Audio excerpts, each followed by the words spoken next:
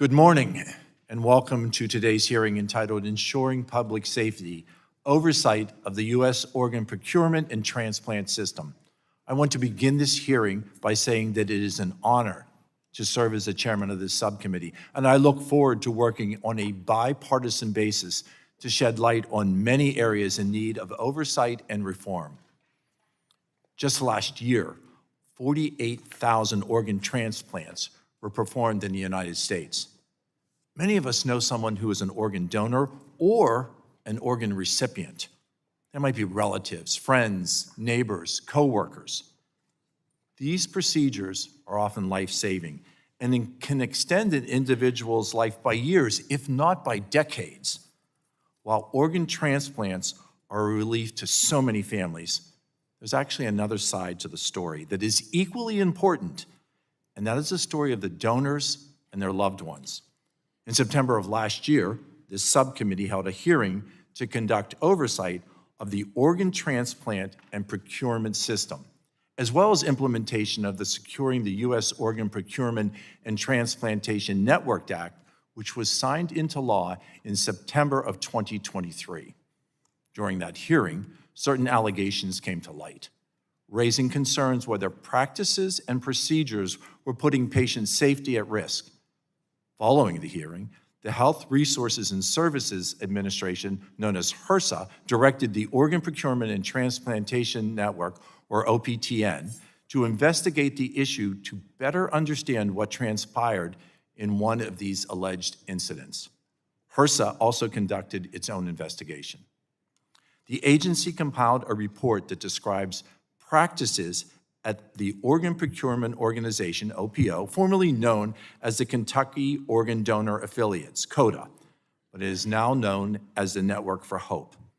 The report also details the failures by the OPO and the OPTN to adequately recognize and respond to poor patient care and quality practices.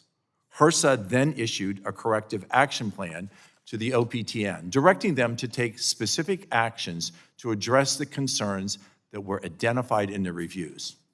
I asked unanimous consent to enter HERSA's report, dated March 24, 2025, and HERSA's corrective action plan, dated May 28, 2025, into the hearing record. Without objection, so ordered. The report provided a detailed overview of HERSA's investigation, including about what is referred to as the index case, OPTN, the OPTN contractor, and CODA, and finally, CODA's organ procurement in recent years. As part of the review of the cases beyond the index case, HERSA focused on the overall medical presentation and initial and subsequent neurologic status of patients, staff interactions with patients and families, and primary medical teams, and evidence of robust documentation and quality assurance procedures. Lastly, the report includes an appendix consisting of OPTN's findings following the HERSA-directed review. For every doctor, one of the most important tenets in the doctor-patient relationship is, above all, do no harm. But what happened in these cases fractured the doctor-patient relationship and saw patients subjected to pain and suffering that should never have occurred. As a member of Congress, we all swore an oath to protect the constitutional right to life afforded to each and every American. These incidents cannot be allowed to stand without strict investigation and oversight in the spirit of our constitutional oath. The federal government plays a critical role in ensuring the organizations tasked with administering and overseeing our nation's organ procurement and transplant operate safely, effectively, and in accordance with the law. Transparency is key to improving the system and repairing the public trust.